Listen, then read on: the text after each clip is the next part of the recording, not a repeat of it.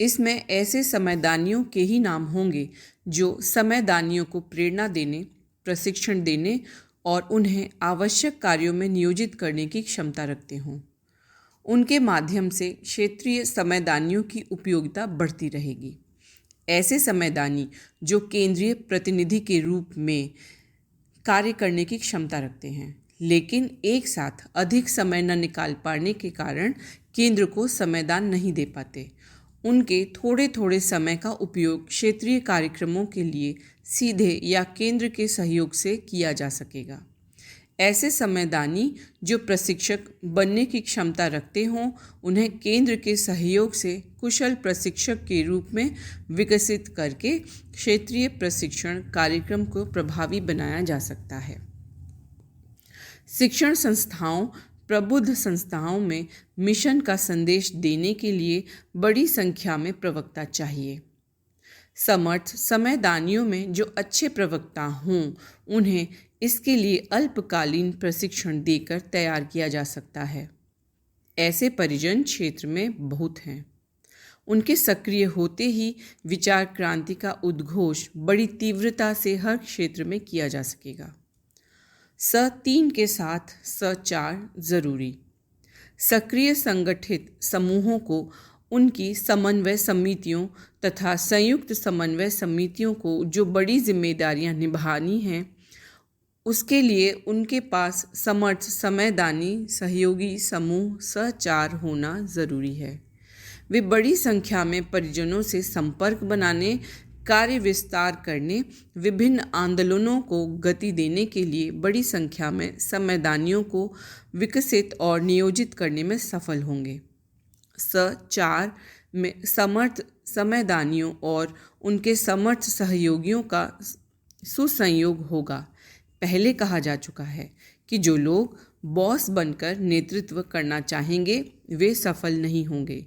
सेवकों के सेवक उनके सहयोगी बनकर उनका प्रेम और विश्वास जीतकर आगे बढ़ने की नीति अपनाने वाले समर्थ परिजन नेतृत्व के यश के साथ ऋषि सत्ता का विशेष स्नेह अनुदान भी प्राप्त कर सकेंगे।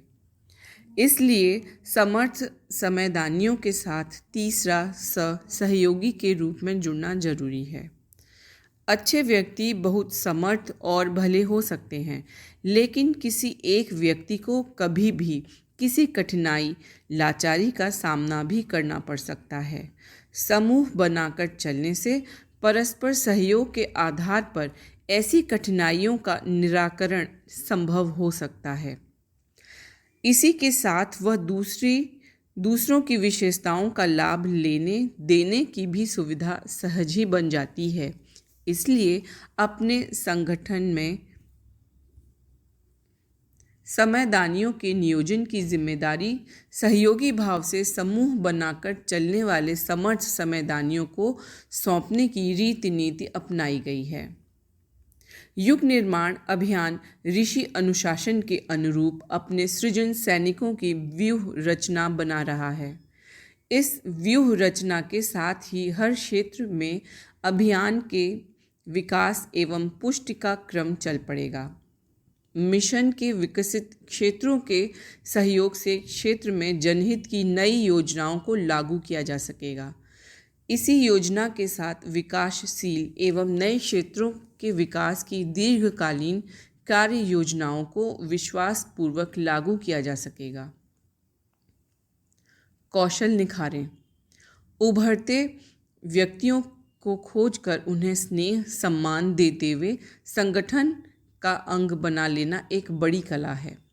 उनमें उच्च भावना और जोश के साथ अनेक कमियां, अनगढ़ताएं भी होती हैं। संगठन में उनकी भावनाशीलता एवं जोश को सुरक्षित रखते हुए उनके दोषों को काबू में रखने की क्षमता होनी चाहिए। राग के कारण दोषों की अनदेखी और द्वेष के कारण गुणों की उपेक्षा बहुतायत होती रहती है। संगठक अपने अंदर के राग द्वेष को साधना पुरुषार्थ से पूरी तरह निरस्त भले न कर पाएं, किंतु साधना के साथ गुरु कृपा को जोड़कर उन्हें इतना मर्यादित सीमित अवश्य रखा जा सकता है कि वे युग धर्म में बाधक न बने। किसी के दोष पहचानने में राग को आड़े न आने दिया जाए तथा गुणों के उपयोग के मार्ग में द्वेष को अडंगेबाजी न करने दी जाए। पौराणिक काल से स्वतंत्रता संग्राम तक के इतिहास में ऐसे प्रमाण पर्याप्त मात्रा में मिल सकते हैं। राग द्वेष से पूरी तरह मुक्त तो कोई बिरले युग पुरुष ही रहे हैं, लेकिन उनके सहयोगियों में राग द्वेष को काबू में रखकर कर्तव्य पालन की कुशलता बनाए रखने की क्षमता अवश्य रही है। परम पूज्य गुरुदेव जैसे अजात शत्रु आत्मीयता के धनी के संरक्षण एवं समर्थ अनुदानों की छाया में तो ऐसा कर पाना किसी भी नैष्ठिक के लिए कठिन नहीं होना चाहिए। अस्तु हर क्षेत्र के परिजन अपने संगठन को अधिक विस्तृत एवं अधिक समर्थ बनाने के लक्ष्य सामने रखें। युग निर्माण परिवार एवं अपने संगठन को भी समर्थ बनाएं तथा सृजन कार्यों में लगे अन्य संगठनों को भी उपयुक्त कथन के अनुसार प्रेरणा प्रोत्साहन देकर उन्हें ऋषि तंत्र के अनुग्रह का अधिक लाभ प्राप्त कराने का भी प्रयास करें। इन दायित्वों को पूरा करने के लिए कुछ सुनिश्चित लक्ष्य बनाकर चलना होगा तथा व्यक्तियों एवं संगठनों को उनकी रुचि एवं क्षमता के अनुरूप कार्य सौंपने का आत्मीयता भरा कौशल भी दिखाना होगा। फिर हम यह कहकर संतोष न कर सकेंगे कि हमारे मंडल, शाखा या ट्रस्ट का ढर्रा ठीक चल रहा है। गुरु संवेदना के प्रभाव से हमारा मन उसके लिए तड़पेगा कि अपने क्षेत्र में युग निर्माण का सबल आधार खड़ा करने योग्य संगठन अब तक क्यों नहीं बना। अपने क्षेत्र को यदि सत्ता के आध्यात्मिक जीवन सूत्रों से सिंचित संस्कारित करने योग्य हमारे संगठन की हैसियत कैसे बने, तब हम कार्य करने वाले, साधन सहयोग देने वाले हर व्यक्ति को उसी प्रकार सम्मान देने का प्रयास करेंगे जैसे श्री कृष्ण ने राजसूय में भाग लेने वाले हर प्रतिभाभागी के चरण पखारे थे, जूठी पत्तल उठाकर श्रेय अनुभव किया था। अभी हमें एक ही गुरु के प्रति आस्थावान गायत्री परिजनों के साथ संगति बिठाना कठिन लगता है, लेकिन गुरु संवेदना का रस छूते ही हमारी संगठन क्षमता निखर उठेगी। तब तक गायत्री परिजन ही नहीं, नव सृजन के लिए छोटे मोटे कार्य करने वाले हर संगठन को अपना अंग मानकर उन्हें अपनत्व से बांध लेंगे। क्रमशः विकास विस्तार। हर क्षेत्र में हर व्यक्ति तक नव सृजन अभियान की धारा पहुंचाने के लिए व्यूह रचना जल्दी से जल्दी बना लेनी है। जहाँ व्यूह रचना बन जाए वहाँ जनजीवन से असंस्कृति का प्रभाव हटाकर सुसंस्कृति की स्थापना के प्रखर प्रयास किए जाने चाहिए। सबसे पहला सृजन है जनमानस का निर्माण। न्यूनतम उपासना एवं स्वाध्याय के माध्यम से जुड़ने वाले नर नारियों को क्रमशः आदर्श निष्ठ नागरिकों, आदर्श परायण लोक सेवियों, सृजन सैनिकों के रूप में विकसित किया जाना है। जहां ऐसे व्यक्ति और समूह पर्याप्त संख्या में विकसित हो जाएंगे, वहां अनेक सृजनात्मक सुधारात्मक आंदोलन खड़े किए जा सकेंगे। जहाँ जिस प्रकृति के कर्मठ जिम्मेदार व्यक्ति तैयार किए जा सकें, वहाँ उसी प्रकार के स्वास्थ्य संवर्धन और शिक्षा स्वावलंबन, व्यसन मुक्ति, कुरीति उन्मूलन जैसे आंदोलनों की सफल शुरुआत की जा सकेगी। ऐसे आंदोलनों को गति देने के लिए शांति कुंज में स्वास्थ्य शिक्षा रचनात्मक संकाय स्थापित किए जा चुके हैं। क्षेत्र में विकसित इस प्रकार के तंत्र शांति कुंज की केंद्रीय व्यवस्था के अंग उपांगों की तरह तालमेल पूर्वक कार्य करेंगे। केंद्रीय तंत्र के अंग उपांग। तंत्र की रूपरेखा। समय की आवश्यकता और कार्य के विस्तार के आधार पर केंद्र ने गंभीर अध्ययन के बाद संगठन की वर्तमान रूपरेखा बनाई है। ऋषि निदेशन की मर्यादा में इसके लिए सुसंबद्ध विकेंद्रित तंत्र वेल को ऑर्डिनेटेड डिसेंट्रलाइज्ड सिस्टम विकसित करने का प्रयास चल रहा है। प्रकृति भी अपना कार्य इसी ढंग से करती है। शरीर के विभिन्न अंग अवयव अपने अपने ढंग से निर्धारित कार्य करते रहते हैं, लेकिन पूरे शरीर में हृदय द्वारा संचार एवं मस्तिष्क के स्नायु मंडल का समन्वित तंत्र स्थापित है। प्रकृति के अन्य घटकों में भी ऐसी ही व्यवस्था बनी रहती है। इसके लिए अपने संगठन तंत्र की रूपरेखा निम्नानुसार है। केंद्र 73 संभाग, जोन्स, संबद्ध जिले, तहसील, प्रखंड आदि, नगरों के मोहल्ले, वार्ड, ग्राम आदि। इसे संगठन का खाका नक्शा कहा जा सकता है। खाका किसी ढंग से ऊपर से नीचे, नीचे से ऊपर की ओर बनाया जा सकता है। परिजनों को तंत्र का स्वरूप समझाने के लिए यह ज़रूरी है, लेकिन वास्तविक ढांचा जब बनता है तो वह नीचे से, नींव से ऊपर की ओर ही बनता है। इसलिए अपने संगठन के तंत्र को विकसित करने के लिए यही अनुशासन अपनाया जा रहा है।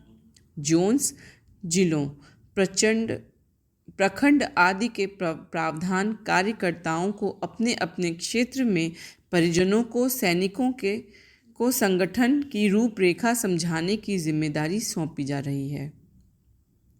उभरने वाले संगठनों को सूत्रबद्ध करने के लिए कार्यालय, प्रशिक्षण केंद्र आदि विकसित करने के लिए प्रेरित किया जा रहा है। लेकिन संगठन का वास्तविक ढांचा तो नीचे ऊपर की ओर ही रहेगा। उसका क्रम यह होगा: क्षेत्र के सहयोगी, सभ्य साधक, समयदानी, सृजन सैनिक आदि, प्रखंड, तहसील, जिला स्तरीय, प्रज्ञा मंडल, महिला मंडल, युवा मंडल, संस्कृति मंडल आदि, संयुक्त समन्वय समिति, समर्थ समयदानी तंत्र, संपर्क सूत्र प्रतिनिधि। समन्वय समितियां: स3 समर्थ समयदानी तंत्र, संपर्क सूत्र प्रतिनिधि, वृहत संभाग जोन्स, उनके कार्यालय, प्रशिक्षण प्रकाशन तंत्र, केंद्र के संभागीय विकास विभाग, प्रशिक्षण समन्वय तंत्र। उक्त रूपरेखा से स्पष्ट होता है कि अपने संगठन तंत्र के आधार मंडल एवं उनके द्वारा गठित स3 एवं स4 समूह होंगे। स3 के माध्यम से भौगोलिक दृष्टि से हर क्षेत्र को सक्रिय संगठित इकाइयों के साथ जोड़ा जा सकेगा। स4 के माध्यम से समयदानियों के साथ केंद्र के संवेदन सूत्र जुड़े होंगे। समयदान कार्यालय भी समयदानियों की विशाल फौज को अनुशासित ढंग से नियोजित करने के लिए स4 समूहों को आधार बनाएगा। संगठन से संबद्ध कार्यों, योजनाओं के संदर्भ में केंद्र द्वारा पीठों के ट्रस्टियां के साथ ही सभी स3 समूह के संपर्क सूत्रों को भी सूचनाएं भेजी जाती हैं। इस प्रकार स3 एवं स4 समूह केंद्र के अंग उपांगों, स्नायु तंत्र की तरह प्रतिष्ठित होंगे। हर बड़ी संगठित इकाई अपने क्षेत्र की संगठित इकाइयों को अधिक समर्थ एवं प्रभावी बनाने के लिए प्रयास करेगी। केंद्रीय तंत्र ऐसे प्रयास करने वालों के लिए जिला स्तर एवं संभागीय जोनल केंद्रों के माध्यम से कार्य करता रहेगा। हर स3 का सीधा संबंध केंद्र से तो होगा ही, लेकिन वे अपने क्षेत्र के किसी प्रज्ञापीठ, शक्तिपीठ अथवा जिला स्तरीय संयुक्त समन्वय समिति के साथ भी जुड़े रहेंगे।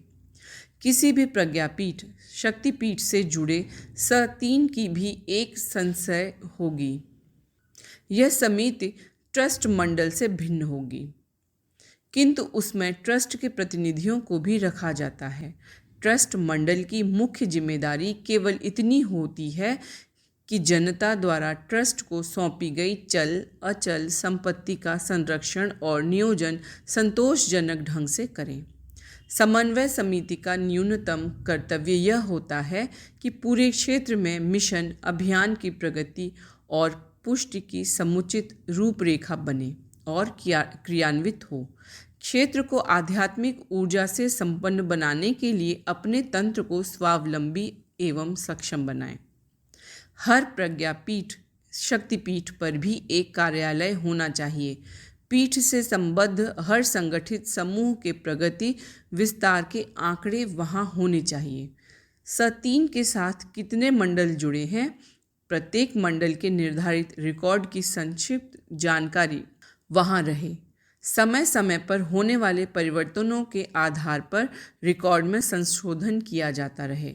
समन्वय समिति की बैठकों में हर मंडल के आंकड़ों की समीक्षा की जाती रहे। विकास, प्रोत्साहन, प्रशिक्षण आदि की व्यवस्था इन्हीं प्रामाणिक जानकारियों के आधार पर की जाती रहेगी। पूरे जिले की इस प्रकार की जानकारियां जिले के किसी शक्तिपीठ पर अथवा सामूहिक निर्धारण के आधार पर किसी अन्य स्थान पर होनी चाहिए। यदि किसी प्रज्ञापीठ शक्तिपीठ पर सक्रिय संगठित समूहों की समन्वय समितियों को दी जाने वाली सुविधाएं नहीं हैं या उनकी व्यवस्था नहीं बन पा रही है, तो उसके लिए आम सहमति अथवा केंद्र की अनुमति से उपयुक्त व्यवस्था किसी सक्षम केंद्र पर की जा सकती है। वैसे केंद्र के प्रयास यही हैं कि जहाँ तक संभव हो संयुक्त समितियों के कार्यालय योजना केंद्र प्रज्ञापीठों शक्तिपीठों में ही बने। यह अपेक्षा की जाती है कि पीठों से जुड़े वरिष्ठ परिजन पीठों को इस दृष्टि से समर्थ बनाएं। वृहद संभागों का निर्धारण इस प्रकार किया गया है कि हर जोन के अंतर्गत अपने मिशन की दृष्टि से कुछ विकसित क्षेत्र, कुछ विकासमान क्षेत्र तथा कुछ नए अविकसित क्षेत्र शामिल हों। विकसित क्षेत्र के समर्थ समयदानियों के सुनियोजन से विकासमान का एवं नए क्षेत्रों के विकास की प्रभावी कार्य योजना को मूर्त रूप दिया जाता रहेगा। प्रारंभ में थोड़े से ही केंद्रों को इसके लिए तैयार किया जा रहा है। क्रमशः उनकी संख्या भी आवश्यकता अनुसार बढ़ाई जाती रहेगी। कहा जा चुका है कि किसी भवन या संगठन का ढांचा नीचे से नींव से ही शुरू होता है। जहां परिजन सृजन सैनिक मिलकर सक्रिय मंडल गठित कर लेंगे, मान लिया जाएगा कि वहां नींव का काम हो गया है। जहां मंडल मिलकर स3 बना लेंगे, वहां माना जा सकता है कि संगठन का आधार तल तक का काम हो गया है।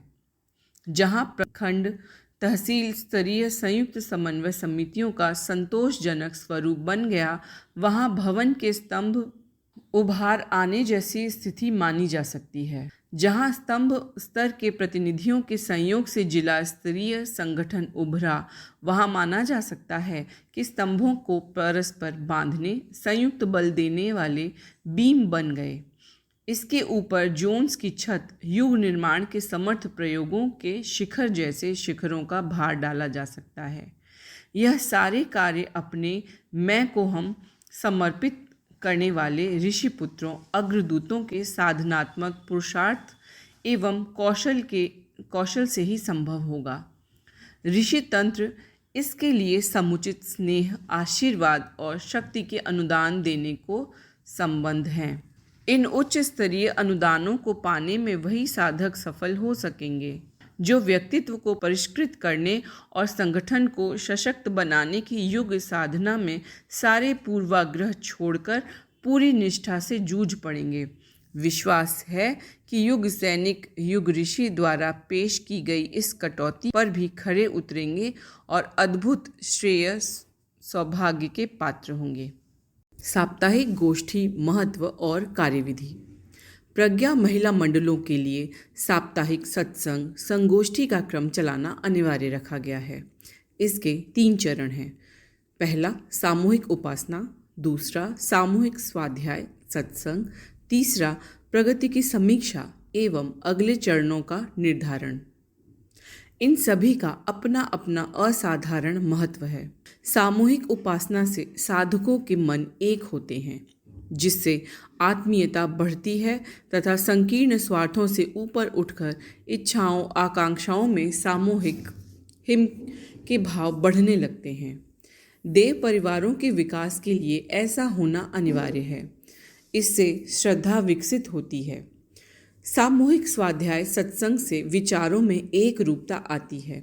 मतभेद तथा संशय समाप्त होते हैं तथा श्रेष्ठ पुरुषों के आदर्श विचारों को जीवन में धारण करना सहज संभव हो जाता है। नव सृजन की दिशा में एकजुट होकर पुरुषार्थ करने के लिए यह आवश्यक है। इससे प्रज्ञा प्रखर बनती है। प्रगति समीक्षा और नए निर्धारणों के माध्यम से अपने लिए आवश्यक परिष्कार तथा विकास का जीवंत क्रम बना रहता है। विकास के क्रम में स्वाभाविक रूप से होने वाली चूकों तथा उभरने वाले दोषों का समय पर उपचार करते हुए अपनी बढ़ती हुई क्षमता तथा मिलने वाले दिव्य अनुदानों को सुनियोजित करने का सहज क्रम बन जाता है। इससे निष्ठा सुदृढ़ होती जाती है। कार्यविधि: संगोष्ठी के निर्धारित स्थल पर पूर्व व्यवस्था के लिए मंडल के किन्हीं सदस्यों को निर्धारित समय से 15-20 मिनट पूर्व पहुंचकर वहां स्वच्छता व्यवस्था कर लेनी चाहिए। इसके लिए पहले से ही जिम्मेदारी स्वीकार या सौंप दी जानी चाहिए। कार्यक्रम निर्धारित समय पर प्रारंभ एवं समाप्त कर देने की सावधानी बरती जानी चाहिए। इससे मंडल की तत्परता और प्रामाणिकता का स्तर बढ़ता है। शामिल होने वाले भी निसंकोच होकर भाग लेने लगते हैं। साप्ताहिक संगोष्ठी के बाद नियमित सदस्यगण 2-2, 3-3 की टोलियां बनाकर कम से कम 5 घरों में संपर्क करते हुए प्रसाद देते हुए घर लौटें। इस संपर्क क्रम में नए घरों में सद्विचार पहुंचाने का प्रयास करें। पुराने संपर्क के जो लोग संगोष्ठी में न पहुंचे हों, उनके कुशल समाचार लेने और गोष्ठी के विवरण देने का कार्य भी इस संपर्क क्रम में किया जाना उचित है। कार्यक्रम के संचालन के लिए किन्हीं अनुभवी वृद्ध उपयुक्त सदस्या को जिम्मेदारी सौंपी देनी चाहिए। आने वालों को सम्मानपूर्वक यथास्थान क्रमबद्ध ढंग से बिठाने तथा अन्य व्यवस्थाओं के लिए सुयोग्य स्वयंसेवक नियुक्त रहने चाहिए। निर्धारित 3 चरणों के सहित कार्यक्रम को 1.5 से 2 घंटे में समाप्त कर लेना चाहिए। सामूहिक उपासना के क्रम में पहले प्रेरणाप्रद भजन कीर्तन करना चाहिए। इससे अंतःकरण तनाव मुक्त होता है। हीन भावना के निवारण और उमंग उल्लास के संचार का सुयोग बनता है। सुविधा अनुसार ढपली, मंजीरे, करताल आदि का प्रयोग करते हुए कीर्तन के माध्यम से भक्ति रस में डूबने का प्रयास करना चाहिए। इसके बाद सामूहिक रूप से सस्वर गायत्री मंत्र बोलकर गुरु वंदना तथा सर्वदेव नमस्कार का क्रम चलाएं। फिर मंच पर स्थापित 5 दीपक प्रज्वलित करके 24 बार सामूहिक रूप से गायत्री मंत्र का उच्चारण एक स्वर में एक साथ करें। भावना करें कि मंत्र के प्रभाव से गुरु ईश अनुग्रह से हम सबके मन एक हो रहे हैं। दूसरे चरण में सामूहिक सत्संग का क्रम चलाया जाए। सत्संग के लिए विषय पहले से निर्धारित रहें। सत्संग में शामिल होने वालों के स्तर और उनकी आवश्यकता को ध्यान में रखते हुए विषय चुने जाएं। इसके लिए परम पूज्य गुरुदेव के साहित्य मिशन की पत्रिकाओं के महत्वपूर्ण अंश चुने जा सकते हैं। 1 सप्ताह पहले ही निर्धारण हो जाने से लोग उस विषय को पढ़ समझ कर आते हैं और अधिक लाभ उठा पाते हैं। निर्धारित अंश पढ़कर सुनाने तथा सुयोग्य व्यक्तियों द्वारा उसके व्यावहारिक पक्ष को स्पष्ट करने का क्रम चलाना चाहिए। विभिन्न पक्षों के विचार सामने आने से हर व्यक्ति की मनन चिंतन की क्षमता विकसित होती है। विचारों को पचाकर जीवन में संचालित करना संभव होता है। विचारों को समझने तथा व्यक्त करने की सामर्थ्य क्रमशः बढ़ती जाती है, जिससे जीवन के परिष्कार एवं विकास का सहज क्रम चल पड़ता है।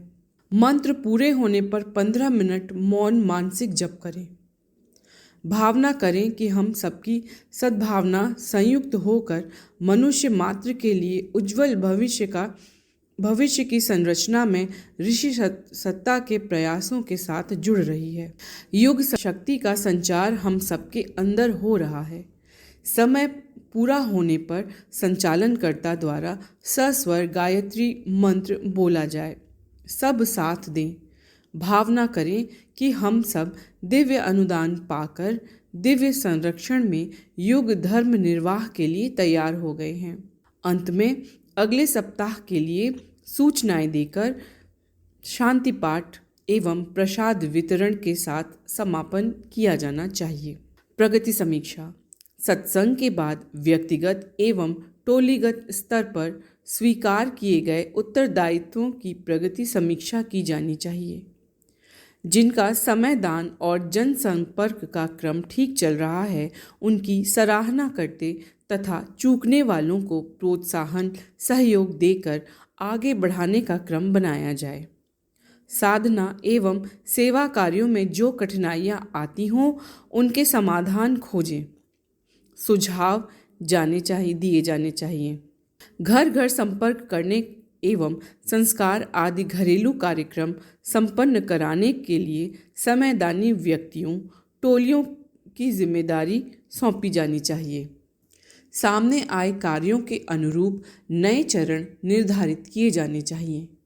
केंद्रीय निर्देशों पत्रों के प्रकाश में अपने दायित्वों को स्पष्ट कर लेना चाहिए।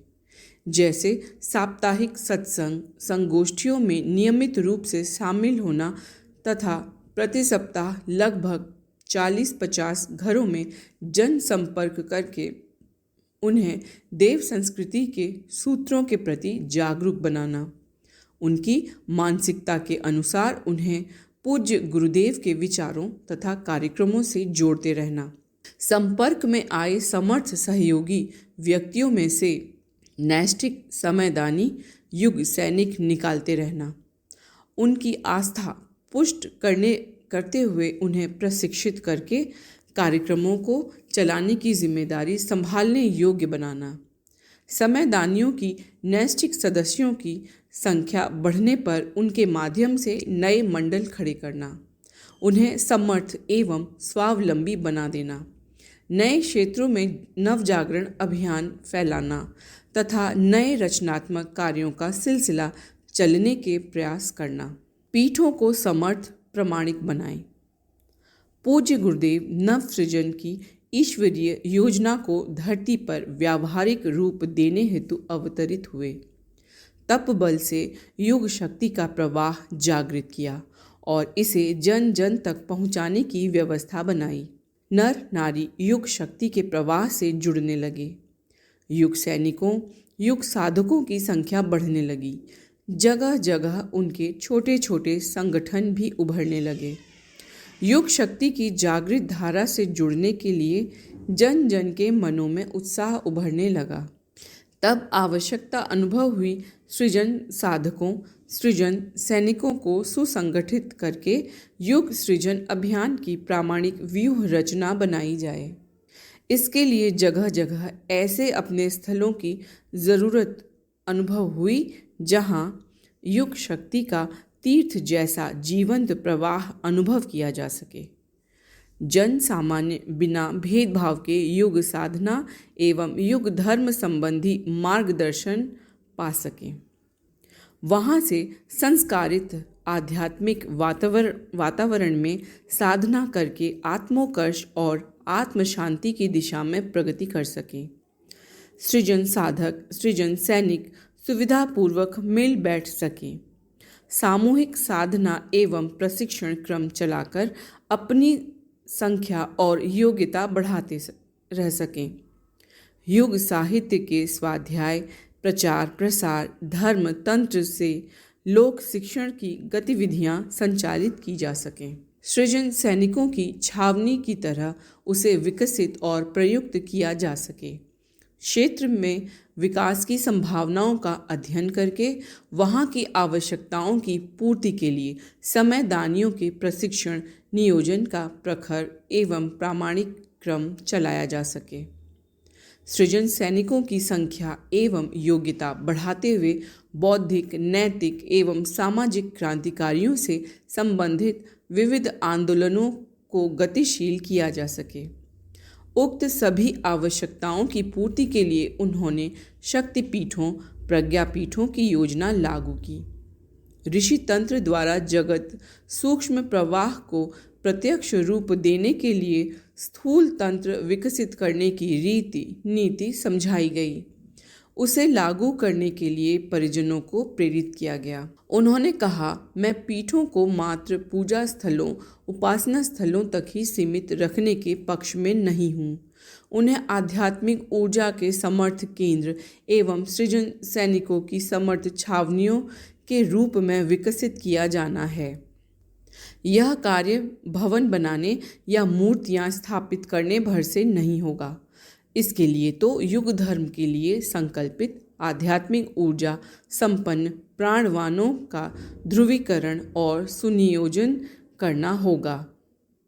वे गुरुदेव पीठों के साथ प्राणवान परिजनों का कितना समर्थ तंत्र जुड़ा होने की अपेक्षा रखते रहे हैं, इसका अनुमान लगाने के लिए उनके अगले कथन पर ध्यान दें।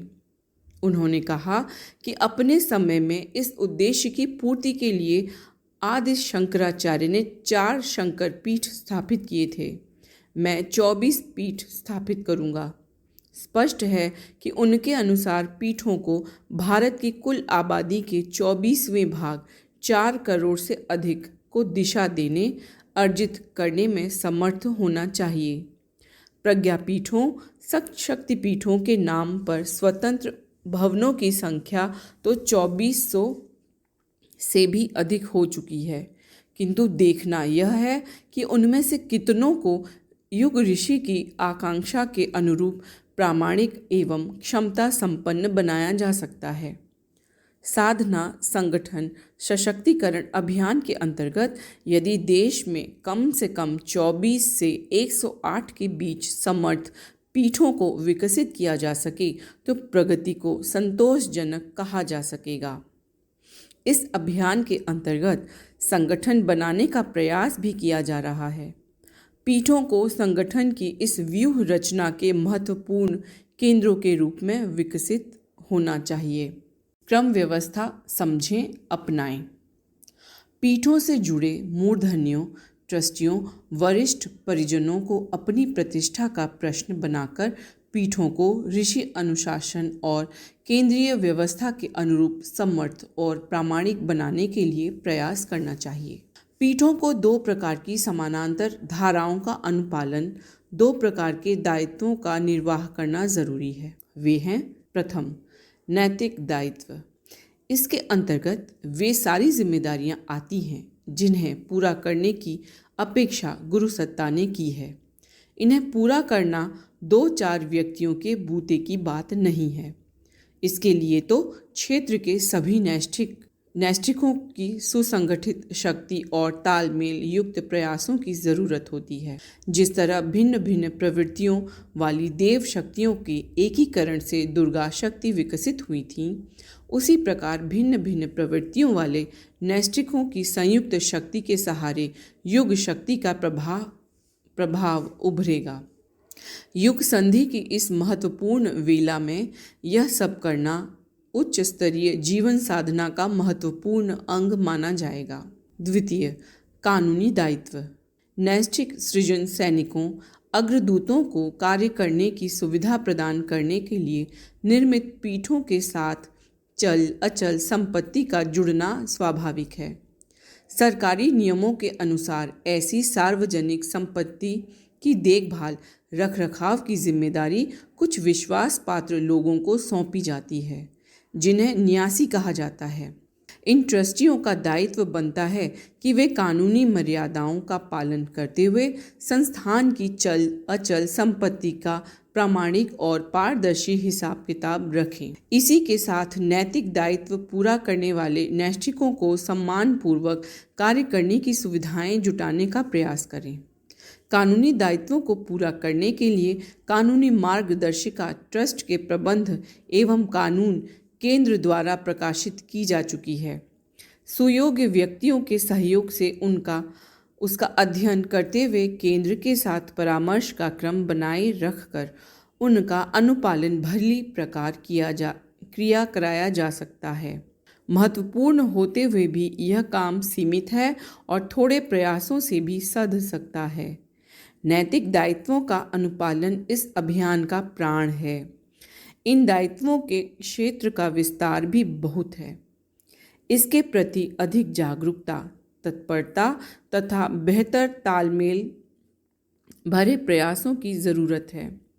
इसके प्रति अधिक जागरूकता, तत्परता तथा बेहतर तालमेल भरे प्रयासों की ज़रूरत है।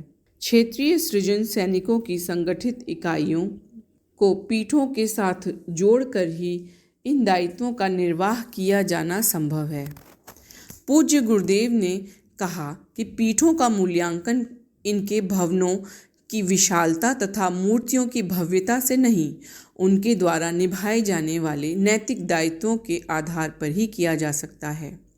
अस्तु पीठों का मूल्यांकन इसी आधार पर किया जा रहा है कि उनके साथ कितने बड़े क्षेत्र की संगठित इकाइयां, मंडल एवं सक्रिय संगठित समूह जुड़ी हैं। उनमें परस्पर विश्वास एवं सहयोग का कैसा क्रम बिठाया गया है। कानूनी दायित्वों के निर्वाह के साथ ही नैतिक दायित्वों के निर्वाह की भावी सामर्थ्य कितनी है। सामर्थ्य बढ़ाएं, निखारें। कानूनी दायित्वों को संभालने की क्षमता विकसित करना आसान है। एक दो कानूनी समझ वाले परिजनों, प्रामाणिक ढंग से हिसाब किताब रखने वालों के सहयोग से यह दायित्व पूरे हो सकते हैं। नैतिक दायित्वों की पूर्ति के लिए पीठों को क्षेत्र की संगठित इकाइयों से जुड़कर उनमें से समर्थ समयदानियों को छांटकर उन्हें निम्नानुसार नैतिक जिम्मेदारियां सौंपनी चाहिए। पहला है कानूनी और आर्थिक हिसाब की प्रामाणिकता, पारदर्शिता। प्रामाणिकता से सरकारी प्रशासन का विश्वास बना रहेगा। पारदर्शिता से सहयोगी एवं श्रद्धालुओं का विश्वास मजबूत होता रहेगा। यह दोनों विश्वास पाना किसी भी अच्छे संस्थान के लिए ज़रूरी है। ट्रस्टियों, सुयोग्य व्यक्तियों की एक टोली को यह दायित्व सौंपा जाना ज़रूरी है। आश्रम व्यवस्था।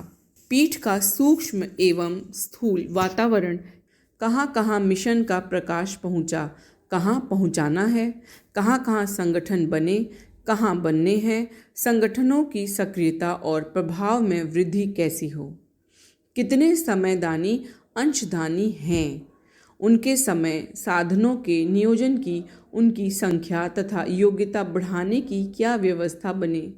इन सभी कार्यों को सुचारू रूप से चलाने, संभावनाएं तलाशने और तदनुसार व्यवस्थाएं बनाने के लिए उपयुक्त रुचि एवं क्षमता वाले समर्थ समयदानियों की एक टीम को ये दायित्व सौंपे जाने चाहिए। आंदोलन व्यवस्था। युग निर्माण योजना का सबसे बड़ा आंदोलन श्रेष्ठ व्यक्तित्वों का, श्रेष्ठ जनमानस का निर्माण है। साधना आंदोलन इसी निमित्त है। किसी भी आंदोलन की सफलता उसे चलाने वाले व्यक्तियों के व्यक्तित्व के स्तर पर निर्भर करती है। यह कार्य अपने आंदोलन की धुरी है। मिशन के श्रेष्ठतम व्यक्तियों को अपने समय और कौशल का अधिकांश अंश इसी कार्य के लिए लगाना चाहिए। इसी के साथ हर समयदानी को उसकी रुचि एवं क्षमता के अनुसार किसी रचनात्मक प्रवृत्ति में लगाने की व्यवस्था बनानी चाहिए। क्षेत्र में कहाँ कहाँ किन आंदोलनों को गति दी जा सकती है, अपने क्षेत्र में किस किस क्षमता के कितने समयदानी हैं, उनमें से किन्हें किन आंदोलनों में लगाया जा सकता है, उन्हें वांछित योग्यता, प्रशिक्षण एवं संसाधनों को देने के लिए क्या व्यवस्था बनाई जा सकती है। इन सब बातों पर विचार करके उनके व्यावहारिक हल निकालते रहने के लिए भी इस कौशल के व्यक्तियों की जिम्मेदारी सौंपी जानी चाहिए। संगठित तंत्र के प्रामाणिक अंग। पीठों में कानूनी व्यवस्था, आश्रम व्यवस्था, संगठन व्यवस्था एवं आंदोलन व्यवस्था संभालने वाले उन व्यवस्थाओं को क्रमशः विकसित और पुष्ट बनाते रहने योग्य सक्षम समयदानी परिजन एकजुट होकर कार्य करने लगेंगे। उन्हें पूज्य गुरुदेव की योजना को साकार करने का श्रेय, सौभाग्य और पुण्य अर्जित करने में अवश्य सफलता मिलेगी। वे क्षेत्रीय परिजनों, सृजन सैनिकों को संगठन सूत्र में बांधकर उनको योजनाबद्ध ढंग से सृजन कार्यों में लगाने का कौशल विकसित कर सकेंगे और पवित्र यश के पात्र बनेंगे। संगठन साधना संगठन सशक्तिकरण के अंतर्गत परिजनों को मंडलों को सक्रिय संगठित समूहों में गठित करने का अभियान चल रहा है। 3 के प्रतिनिधियों को भी किसी भी पीठ, प्रखंड, तहसील, समिति के साथ जुड़ने के लिए कहा जा रहा है। इन सभी प्रकार की समन्वय समितियों को निकटस्थ पीठों में अनेक प्रकार की सुविधाएं दी जा सकती हैं, जैसे कार्यालय स्थापित करना तथा समय समय पर गोष्ठियां करना, समयदानियों के प्रशिक्षण सत्र अथवा साधकों के साधना सत्र चलाना, आसपास के क्षेत्र के विभिन्न आंदोलनों के अनुभवी परिजनों से मार्गदर्शन पाना, पीठ से संबद्ध मंडलों को पीठ की रसीद बुक देकर उनके अर्थतंत्र को अधिक व्यवस्थित एवं अधिक प्रामाणिक रूप देना, सक्रिय संगठित समूहों एवं विभिन्न आंदोलनों समूहों और केंद्र के बीच सूचना एवं सहयोग के आदान प्रदान हेतु माध्यम बनाना, जिन पीठों में ऊपर सुझाए गए सूत्रों के अनुसार व्यवस्था बनाई जा सकेगी, उनके साथ क्षेत्र की संगठित इकाइयां बड़े चाव से जुड़ जाएंगी। पीठ से जुड़ी संयुक्त समन्वय समितियों के समर्थ समयदानियों में से ही ऊपर दर्शाए गए दायित्व संभालने वाले कर्मठ व्यक्ति उपलब्ध होंगे। इससे पीठों की प्रतिष्ठा बढ़ेगी, मिलने वाले सहयोग में बढ़ोतरी होगी और क्षेत्र में युग निर्माण की गतिविधियों का विस्तार होगा। सभी प्रकार लाभ ही लाभ मिलेगा, लेकिन यह तभी संभव होगा जब पीठों की व्यवस्था से जुड़े मूर्धन्य परिजन इस कार्य को उच्च स्तरीय साधना मानकर करेंगे। यदि कानूनी अधिकार से अहंकार से बचकर पूज्य गुरुदेव के विश्वस्त शिष्य सहायक की मानसिकता में पहुंचा जा सके तो इसके लौकिक एवं पारलौकिक दोनों प्रकार के लाभ होंगे। प्रारंभ में नए अनुशासन स्वीकार करने एवं नए अभ्यास बनाने में कुछ कठिनाइयां अनुभव होंगी, लेकिन बाद में जो श्रेय, संतोष एवं दिव्य अनुदानों का नया प्रवाह खुलेगा, वह इस जन्म के साथ अगले जन्मों को भी धन्य बनाने में समर्थ होगा।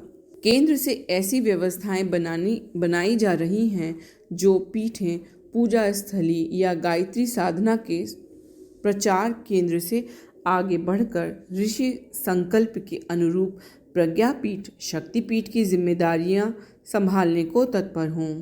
उन्हें परामर्श एवं सहयोग देकर आगे बढ़ाया जा सके। विश्वास है कि हर क्षेत्र में प्राणवान परिजन अपने क्षेत्रों में स्थापित पीठों को इस धारा में आगे बढ़ाने के लिए नैतिक प्रयास करेंगे। अर्थानुशासन।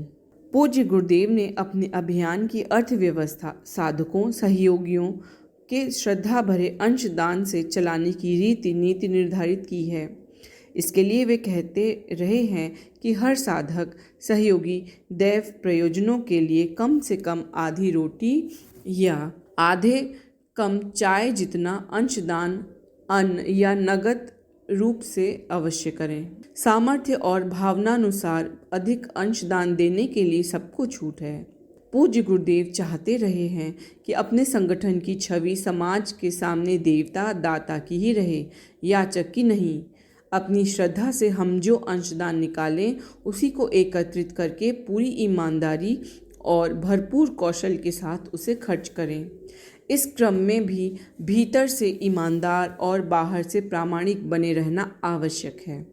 जो लोग भीतर से ईमानदारी नहीं बरत पाते वे गुरुसत्ता द्वारा स्थापित मर्यादाएं तोड़ने के पात्र ही बनते हैं। जो लोग ईमानदार होते हुए भी अर्थव्यवस्था की प्रामाणिक पारदर्शी व्यवस्था नहीं बना पाते, जन विश्वास खो देते हैं और अपयश के पात्र बनते हैं। प्रभा मंडल, महिला मंडल आदि अपने क्षेत्र में साधकों सहयोगियों को अंशदान एवं समयदान के लिए प्रेरित करें। प्राप्त साधन धन एवं समय का सुनियोजित ईमानदारी और सूझबूझ के साथ करने की पवित्र जिम्मेदारी निभाएं। अंशदान के नियोजन का क्रम यों बनाएं। एक डुप्लीकेट पुस्तिका अथवा कॉपी पर अंशदान अंकित करके उस पर दाता के हस्ताक्षर करा लिया करें। साप्ताहिक सत्संग या पारिवारिक संस्कार सहयोग आदि में जो धन आरती या देव दक्षिणा में चढ़ता है, उसी के एक अंश से उस घर में युग साहित्य स्थापना या किसी पत्रिका को चालू करने का निर्णय भी लिया जा सकता है। जो धन एकत्रित होता है, उसका हिसाब कर साप्ताहिक सत्संग में सबके सामने रखा जाता रहे। वही उसके खर्च के मदों पर भी चर्चा की जा सकती है। यदि उसका कुछ अंश केंद्र या किसी पीठ में सहायतार्थ देना है, तो वह निर्णय भी आम सहमति के साथ ही किया जाए। परिजन जो मंडल का स3 का हिसाब सामने पास रखते हैं, वे भी अपने अंशानुदान को संयुक्त खाते में ही जमा करें। इससे नुक्ताचीनी करने वालों को शांत किया जा सकेगा और विश्वस्तों को उत्साहित किया जा सकेगा। कुछ मंडल अपने मंडल के नाम से रसीदें छपवा लेते हैं। ऐसा करना विधिसम्मत नहीं है। ध्यान रहे कि जो संस्थान सरकारी रेवेन्यू अनुशासन में पंजीकृत नहीं है, उनकी छपाई गई रसीदें प्रशासन की दृष्टि में वैधानिक नहीं होती। इसीलिए किसी मंडल को शांति कुंज के रजिस्ट्रेशन के आधार पर ही रसीदें नहीं छपा लेनी चाहिए। वैधानिक अर्थानुशासन का परिपालन हम सबके लिए आवश्यक है। पीठों से तालमेल। यदि मंडल या स3 की समन्वय समिति के सदस्य अपने हिसाब से अधिक प्रामाणिक बनाने के लिए छपी रसीदों का उपयोग करना चाहें, तो उन्हें किसी प्रज्ञापीठ, शक्तिपीठ के रजिस्टर्ड ट्रस्ट की रसीदों का इस्तेमाल करना चाहिए। उसके लिए अनुशासन निम्नानुसार है। केंद्र की ओर से पीठों के मूर्धन्य परिजनों को निर्देश दिए गए हैं कि वे अपनी कानूनी समिति के अलावा क्षेत्र के कर्मठ एवं प्रामाणिक परिजनों की एक कार्यकारिणी समिति भी बनाकर रखें। यह समिति संगठन को अनुशासित ढंग से अपने साथ जोड़कर रखेगी। किसी मंडल को स3 की समन्वय समिति या किसी संशय को नामित प्रतिनिधि संपर्क सूत्र पीठ के ट्रस्ट की रसीदों की मांग आवेदन पत्र देकर करेंगे। पीठ को कार्यकारिणी या संसद की संस्तुति पर पीठ का लेखा विभाग से आवश्यक संख्या में रसीदें इशू कर दी जाएंगी। पाने वाले उन्हें बाकायदा हस्ताक्षर करके प्राप्त करेंगे। उन रसीदों को अपने संगठन के मंडलों के प्रामाणिक सदस्यों को सौंपने एवं उनसे हिसाब रसीदों सहित पीठ के लेखा विभाग को उपलब्ध कराने की जिम्मेदारी ही नामित सदस्य संभालेंगे। पीठ से रसीद लेने वाले मंडल उन रसीदों के माध्यम से इकट्ठा किए गए स्वेच्छा सहयोग का हिसाब रखेंगे। हर माह या पीठ द्वारा निर्धारित अवधि में अपना हिसाब प्रामाणिक बाउचरों के साथ पीठ के लेखा विभाग के पास जमा करते रहेंगे। यदि उनके हिसाब में कोई कमी होगी तो लेखा विभाग के सदस्य उन्हें इंगित करके ठीक कराएंगे। हिसाब के साथ बची हुई शेष रकम जमा करना ज़रूरी नहीं है। मंडल या स3 के सदस्य उसे अपने पास रख सकते हैं, लेकिन उस राशि को औसत आवश्यकता से अधिक नहीं होने देना चाहिए। संचित पैसा अकारण तकरार एवं शक का कारण बनता है। बचत अधिक होने की स्थिति में उसे संसद का साथ परामर्श करके पीठ या केंद्र को दे देना चाहिए। इससे उस राशि का उपयोग किन्हीं अविकसित क्षेत्रों को विकसित करने या सृजन सैनिकों के लिए आवश्यक सूचनाएं जुटाने के लिए किया जा सकेगा। बचत की सहयोग राशि के पीठ या संसद कार्यालय के स्तर पर संगीत उपकरण, साउंड सिस्टम, छोटे आयोजन के लायक शामियाने, बैनर, प्रदर्शनी आदि की व्यवस्था की जा सकती है। इससे छोटे छोटे आयोजनों की लागत घटेगी और सुविधा बढ़ेगी। इस प्रकार जहां अर्थव्यवस्था की प्रामाणिक एवं पारदर्शी व्यवस्था बनेगी, वहीं आपसी विश्वास और सहयोग बढ़ता रहेगा।